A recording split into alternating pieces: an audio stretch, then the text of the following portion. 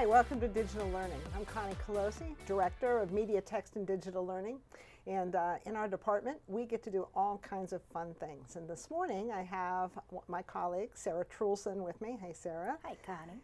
And we're going to be talking about the Smart Suite Online and some of the updates with Smart. You know, our district has been a Smart district for a very, very long time, and there's some new things that if you thought you knew it, you might be surprised at what's new. So, Sarah, you recently had a chance to visit with Beth Hinton, and can you tell us a little bit about that conversation? Yes, Beth and I met at Tyrone Middle School so that we could kind of have some conversations about the new things that are coming out in the Smart Learning Suite Online. And Beth did a great job of actually taking us into the program and showing us some of the new bells and whistles and how it works. All right, well, let's take a look. We've worked with teachers in Pinellas County for quite some time, and I will tell you that what I'm most excited about today is sharing the interactive features of the software. Teachers get very excited, I know, in their classroom when they can take that static content and make it interactive and engaging for students. Additionally, I really like with the panels that some teachers have in their classrooms, they can really get students up and moving in the classroom and get engaged in their learning. So today, we're going to talk a little bit about Smart Learning Suite Online and some of the updates that we have to the software. We'll also talk a little bit about teachers and how they can make more efficient use of their planning time by utilizing our newly updated Smart Exchange at content.smarttech.com. I know they're going to be very excited about that. The Smart Exchange is extremely popular in Pinellas County. Absolutely, and taking that content and being able to build on a repository of resources already there for you is really a great asset. Absolutely. Almost 2 years ago, I came to Smart because of the philosophy with the implementation. In my role as Efficacy and Implementation Manager at Smart, I work with large districts similar to Pinellas County to help implement the software. And the philosophy of Smart is one that I believed in. We always start with the instructional best practices, then move to the software, and then the hardware for those outcomes. And it is a research-based philosophy that we share with all of our customers at Smart. That's great. So it's good to know that you've been in the trenches, so to speak, Absolutely. and you've worked with the product with students. So you know that a lot of the great tips you're going to share with us will work with our students as well. Absolutely. So let's get into the software, Beth. Tell us about Smart Learning Suite Online. As you know, this product is fairly new to Smart. It's been around for approximately a year, but there have been many, many updates to the software. So the teachers who are very familiar with Smart Notebook, the desktop software, it's going to be very intuitive for them to use. As well, I think of Smart Notebook as their creation tool of content because there's many interactive features. They're used to bringing in content. They probably already have files, and they can still utilize the Smart Labs. I think of Smart Learning Suite Online as that platform for student delivery, and it's available on any type of device. I have my online library, and if we scroll down, you'll see a lot of different files. All of my files are built in here, so it's very convenient, specifically if you have maybe multiple class periods and you want those multiple class periods with the different presentations right there in the different types of interactions for students. That's really nice. So this is basically the interface of Smart Learning Suite Online. Very easy to utilize, very easy to create. But let's go back into our file and have a little bit of fun. One of the first activities that you probably remember are those 13 lab activities, the gamification element. So I thought today we might have a little bit of fun. This is called a super sort, but we're going to be talking a little bit about the characteristics of students in a student-centered classroom. Yes. What you would like to see with active learning, and maybe some things that you might see with the passive style of learning. Yeah.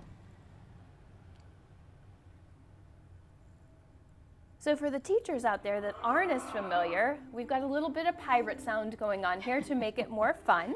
And the level up that I gave to increase the rigor was basically having question marks on each side, rather than sharing the different categories. Hey, let's look at these characteristics. I see maybe low participation.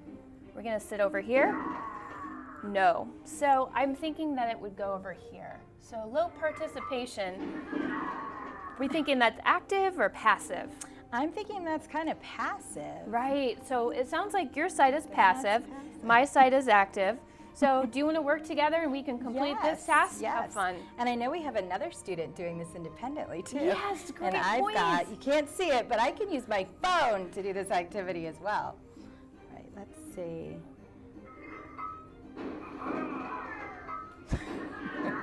It's almost kind of fun to pick the wrong answer.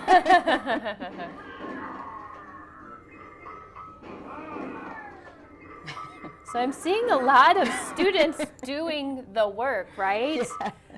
I see some choice over here with our students in the activities. Woo. Organized chaos. Off-task behavior. Yeah. Collaboration over there.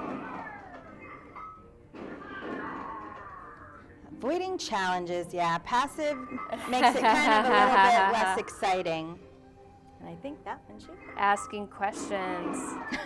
Right, so a little bit of fun and very easy to create. Yes. Basically, also in the classroom, if I wanted to reuse this, how easy is it to simply set the reset button and I can utilize it? And I'm so glad that you brought up the fact that we had other participants in our room today that were participating via their phone or device. So you can engage the entire class even though you might just have a few of your students up at the panel. I could see this as a really great team activity for students sitting in groups to do together as well. Absolutely, because it's not only facilitating the activity, but some of those discussion items that happen after the fact. All right, so Super Sort, that looks fun. Oh, the kids love it, and it's such a great activity because you can change it up. We saw on that one that it was pirates. You can also do one where it's showing dragons. You can do one with a rock star. It's just cool. And then just if you're high school and you want something just plain and not the little characters, you can do that as well. All right, so that's just kind of the tip of the iceberg for this program. What else do we have? The next piece that Beth's going to share with us is the Workspaces. And to me, this is one of the really cool and unique features of Smart Learning Suite Online is this particular option. All right, let's take a look. We had some updates with individual handouts, but today we're going to look at Workspaces. Awesome. So Workspaces is a place when students are on their own devices that they can collaborate, add images, add text, go ahead and add inking. And then the teacher can provide some feedback to them immediately. That's so let's take a fabulous. peek. If any of the teachers are familiar with Monster Quiz, I know a lot of people like to utilize Monster Quiz for that healthy competition, review, or formative assessment in the classroom. This looks very similar. So today, for our purposes, we do have 2 participants, but we can divide them into 2 teams. And you can see right away, if I had more students in my class, obviously we would have more teams. But for today's purpose, we're just going to go ahead and start this workspace. Alrighty. All right, so here's our team. So as the teacher, I am looking at the teacher view. And as the students, let's take a peek at what's happening. We'll give people just a couple of minutes to maybe add some content. And then we're going to go ahead and just click on the workspace. So right now you can see that we haven't added anything quite yet. I know we're still working, but right here on the left-hand side, we've got some pieces where students can also add inking. We can erase. Students can also add an image from the device that they have if they've got it downloaded. They could add a resource web link, or we can add an image. Now, this workspace is all around the student-centered classroom. We want to make sure that students' learning is personalized. So we've got a little bit of option right here for someone to add in text with the barriers, maybe the additions, what looks good in the student-centered classroom, some quotes, maybe just one word. Right. and then some images. And when this content is filled up, we can see students are more engaged. We've already got some things. I can additionally, as the teacher, I could go in and I could simply go ahead and, ink on the panel. And right away, because I've got fabulous handwriting today, my students could see that I would say agreed. But I could also pull up my keyboard. I could add in some of that feedback. And as well, I, as the teacher, could do some searching for images and pull them over as well. So we've got some ideas going on in this workspace, but I'm kind of looking to see what's happening in the other workspace. So if we're to click the arrow on the upper right-hand side, we should be able to automatically go to Team 2. So I, as the teacher, students can see what other students are adding to this workspace, and the teacher can provide immediate feedback. Another option for the students, sometimes in classrooms, if we've got centers or we have rotations happening in secondary classrooms, we may be working with a group of students individually, maybe not on devices in Smart Learning Suite Online, but I, as the teacher, can frequently check on where they are with their learning and maybe give them a challenge. If they successfully mastered this type of activity, we can continue to add on. I love that. And this whole time as you've been doing that, I've been doing this on my phone, and it was so easy. So if you're a high school teacher and you are allowed to use the devices for educational purposes, Absolutely. this just maximizes what you have in your classroom, and I don't have to be on any special network or anything. I was right in and able to add my comments and information, so it's fabulous. All right, so Workspaces, that's a great feature to the Smart Online Suite. So one of the things that's always been popular with the Smart products are the abilities to do formative assessments in the classroom. And particularly with the downloaded version, a couple versions back, people really bought into using the clickers. Yes. And yes, that's did. something they're missing. So talk a little bit about that. Yes. Unfortunately, when Smart went past, I think it was version 15, the clickers no longer work with the system. So right around that time, Smart started looking at their kind of not the Smart Learning Suite Online, but they started to have a site online where you could build your assessment, your response quiz, and you could go online and do it. And they've kind of continued to build and build and build that program out to now what they have in the Smart Learning Suite Online. They've taken the quiz feature that used to be built into Smart Notebook that was a little tricky to put together. It wasn't always the easiest program to work with. So the teachers loved the clickers, but building the quizzes and using the kind of two parts you had to use to set it up was kind of awkward. So in an effort to make it easier for teachers so they'd use it more, and to make that something that would work across the devices that we are starting to see more in our classrooms, they kind of started moving away from using the response clickers. That's been hard for some folks who really love those clickers and love the ease of it. But the positive that we'll see when Beth shares this next piece with us is that it does kind of open, using the online piece, it opens it up a bit more for everyone. If you don't have the clickers, you have kids that have cell phones if you're in high school, or you have iPads, or you have a lab, computer lab that you can visit, you can absolutely use HelloSmart.com to go on, get the kids directly into these quizzes, and you can do a little bit richer questions set as well with them. All right, so Beth is going to tell us more about that. She will. Thank you. At the end of a lesson, a lot of teachers really want to check for understanding. Maybe they have a ticket out the door, or they want to get that pulse of where the student's learning is so that they can really have that focused instruction the next day. So this is response, and we're actually going to take a very quick assessment. Within response, you have different types of question types, including a poll, multiple choice, short answer, so many different options for teachers to pull in question content. So we're going to quickly take the assessment so you can see what it looks like.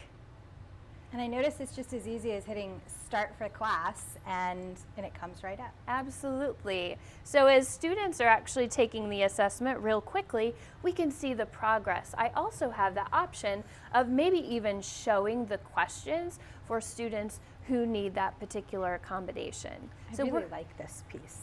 That's awesome. Should we take the quiz Yeah, really quickly we'll take and then the come quiz. back? Yeah, so we'll come back, viewers, in just a moment because we need to take this assessment and see how well we know about collaboration and active learning. I'm really crossing my fingers that we did all right on that assessment. You got it. All right, I think we answered 100% of the questions. So Yes. this is really cool to help teachers if they're kind of scanning the room on a team collaborative reflection quiz or even independently so you know where your students are. Right, and you can give your students ample time. Exactly. And with our questions, we can also see who has completed the progress. And if we click Show Live Results, we can see as a teacher which questions they answered. Now, I could use this if I wanted to, if maybe I'm not using this for a grade in my classroom, we could review it in this form or fashion. But once I click End Activity, for the students, on their end, they actually get that feedback immediately. That's so if we are a student, I know myself, I was one of those students and still am to this day, I want to see how I performed. They get that feedback right away. But another key feature that teachers really love is the fact that we can actually export these results to an Excel spreadsheet. And you can see, potentially, it might be a little small for the viewers, that I now have a spreadsheet that's downloading. So it downloads just like if you were to download a file from, say, your Outlook, your email. Absolutely. When the Excel opens, I can see number of questions correct, incorrect. Even if students didn't submit a response, I can see that as well. So I can see a lot of information. This is really great for potentially your data meetings or your team planning meetings to see where my students are and where I need to go in my instruction as a teacher. That's awesome. And I know one of the big things that my office has always asked about is what cool formative assessment tools do we have? And the idea that we have this fabulous tool at our fingertips already is wonderful. So you don't have to go and seek and find and hunt down a great assessment and put all your kids in. This one is already here and it's great. When a student is ready and a teacher is ready to get started, so they've decided if it's teacher-paced or student-paced, how do they actually get the students in that particular lesson they want them to do? So Sarah, a great tool that I utilize a lot of the time, at the top left-hand corner, you can see where my name is and my class code is right up here. I bring it up very large on the screen, so when students are coming into class or when they're ready to transition to the devices, very easy for the students to go to hellosmart.com, join as a guest, and add in that guest code. Now, do they need to use this code if they're logging in with their district credentials? Absolutely not. This would be an option for maybe some students, or I'm doing a quick lesson, or I'm working perhaps with teachers that I really don't need to track their progress as a class, but if I were a teacher and I were in class, they could absolutely use those email credentials. We've been doing a lot of work with getting all of our resources on Clever, and we're not quite there yet with Smart, but hellosmart.com is kind of easy to remember. Yeah. And then when they get there, they just log in with their district credentials. Yes, so as Beth mentioned, the teachers can do it one of two ways. The kids can just log in with a code if you want it to be more quick and anonymous, or it is okay to have them choose log in, and then it'll prompt them to log in using their Microsoft O365 credentials, and it's okay for the kids to click on that and say yes and log in using their district R2D2 and password, whatever that password is. So it's nice that way because it'll recognize who the student is, and if you're doing those quizzes and you want to remember, you know, Johnny Smith got, you know, this score and not, you know, Kermit the Frog got that score, it's really easy for you to know who your kids are by having them do that. And even the teachers, when they start to go in, they can also use their O365 accounts as well. All right, so hellosmart.com. Hellosmart.com. At the time of this filming. Yes. And stay tuned. Yes, because it did have a different URL a little while ago. So. Yes, yes. Okay. So where are we going next? So Beth is going to talk to us about actually getting started. So we've so far showed you some of the cool tools that are actually in Smart Learning Suite Online and some of the awesome things you can do. But now she's going to kind of back up a little bit and say, okay, that's all great, but how do I even get started? All right, let's hear it. You've showed us all these awesome tools and all this great collaborative activity. How do we start? How do we get stuff into Smart Learning Suite Online? Great question, Sarah. Well, I will tell you, it's as easy as simply a click of the button with a green plus on it. So we have options here. I mentioned before that teachers can start with notebook lessons they've already created, but guess what? They can also utilize their existing curriculum through PowerPoint and PDF and start with that content. Oh, nice.